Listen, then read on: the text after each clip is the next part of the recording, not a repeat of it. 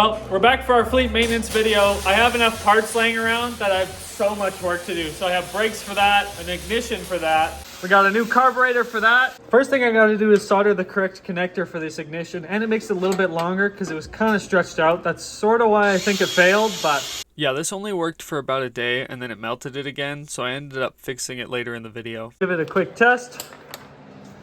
We got lights. Ooh. And fires up beautifully. Yeah, I came in the other day, this had no power whatsoever. I thought it was dead, but the ignition was bad. Let's get onto the brakes with this thing, and then this thing will be completely good to go. I'm also gonna tighten up that loose ball joint there and do an alignment as well. Well, I decided to just go ahead and order brand new tie rods. You can see these ball joints are not in great shape. So I just ordered some new ones, so we'll have to do those at a later date. Probably actually later in the video, but let's get these wheels off and do some brakes.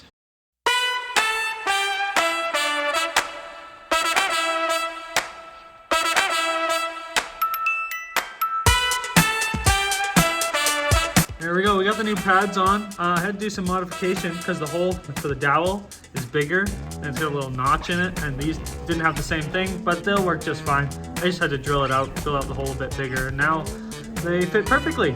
Well, this side looks pretty good. I was able to save the cable. They weren't moving very good, but I got some WD-40 in there, and this one freed up pretty nice. I'm gonna go ahead and do the other side off camera just because it looks exactly the same. This is part of fleet maintenance. Gotta make sure everything's still running.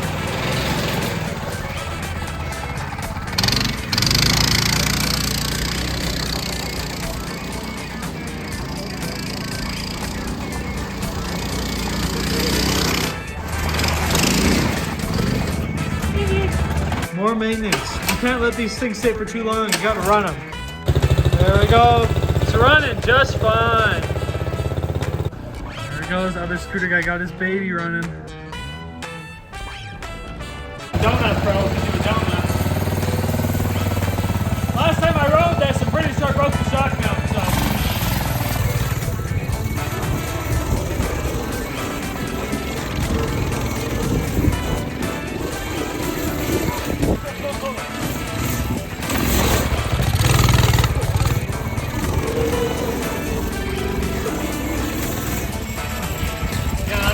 It up a little bit.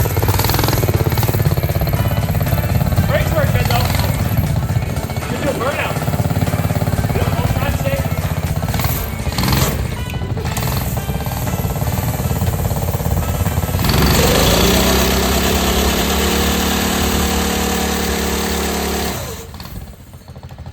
Legit, man. Well, there, I got all the brake cables back together. That little box under there. Took it for a little spin. It works pretty good. I mean, the front brakes are so-so, and they're connected to this weird double brake lever here. They work all right, so I'm gonna go ahead and leave it there. Well, we started a little keychain chain since all of our little parts that we order come with them. Well, I think next thing I'm gonna do is install this new carburetor because I tried to take this thing for a rip and it didn't want to start very well. Forgot to film it, but we got the old carburetor out. New carburetor installation is going very smoothly, so that's nice. We got it installed in there now. We got some fuel in there. I don't see any leaks. We should also check our oil level because I know for a fact that this quad leaks oil. Looks pretty good. And this thing's ready to start up. See how it runs.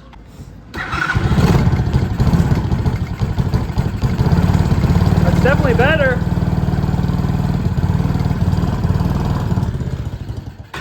It's maybe idling a little low, but that's definitely easier to start up than it was before. We got good progress going on other scooter guy's crane. It's looking nice. Nice primer.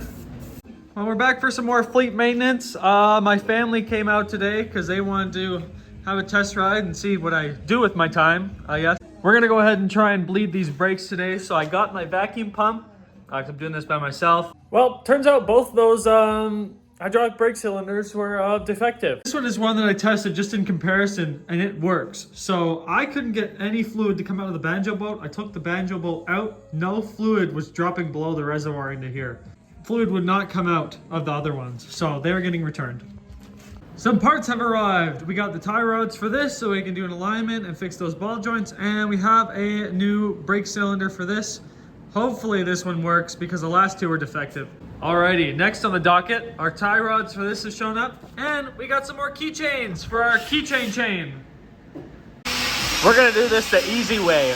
Become new! Ooh. Wow, that was easy. This is the old one versus the new one, if that wasn't obvious. Other side, installed. Oh, we got our alignment set. Absolutely no play. It's perfect, nice and tight. Next thing we gotta do on this thing is it keeps burning up ignitions. It's got these halogen headlights and I think they're drawing too much power and just cooking the ignition. So we're gonna go ahead and just switch it out with this switch. Well, we got our ignition switch in place. We're gonna go ahead and solder these wires up together and plug it into the harness, and then this thing should be pretty much done for maintenance. Good news! Our switch works. I think the next thing I want to do is get this seat here secured on this quad. So what I'm planning on doing is I'm going to make a notch in this piece of wood and then screw this carabiner kind of into it. And then that carabiner will engage with this hook here so the seat will at least not fall off. Here we go with some more professional woodworking. Here we have yet another demonstration of our unmatched woodworking skills. It's actually quite solid and it just sticks on like that. Honestly, that'll hold the seat attached to the quad at least. Well, I think our seat is about as finished as it's gonna get. I added just some little screws here just to kind of hold its center to stop it sliding from side to side. But you can see it just hooks onto the underside there. Those two screws kind of go into those holes at the back. And then these two screws kind of center it in the plastic. Yeah, it's pretty sturdy. Well, we're back at my house, but we've got to take the scooter back to the shop. I tack welded on the sprockets so they wouldn't come loose. I tack welded the sprockets on because they keep losing the keyway and shifting around. So I tacked them on and the tack welds broke. So we're gonna bring it back and just weld those on solid. But I've been riding this thing all around town and it's been great, so.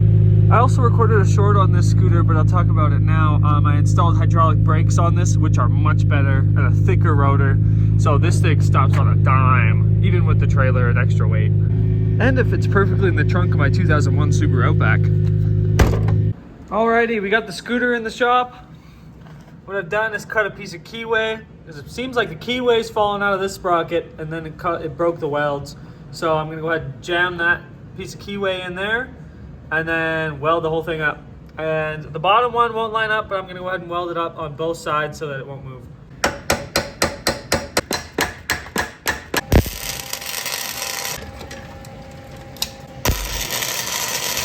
Well, it kind of looks like crap, but I think it's not gonna fall off. I kind of welded the sprocket to the shaft and then kind of welded, there's a keyway in there that's kind of mangled, but I don't think it's gonna fall off now. I'm gonna go ahead and weld that on the other side too.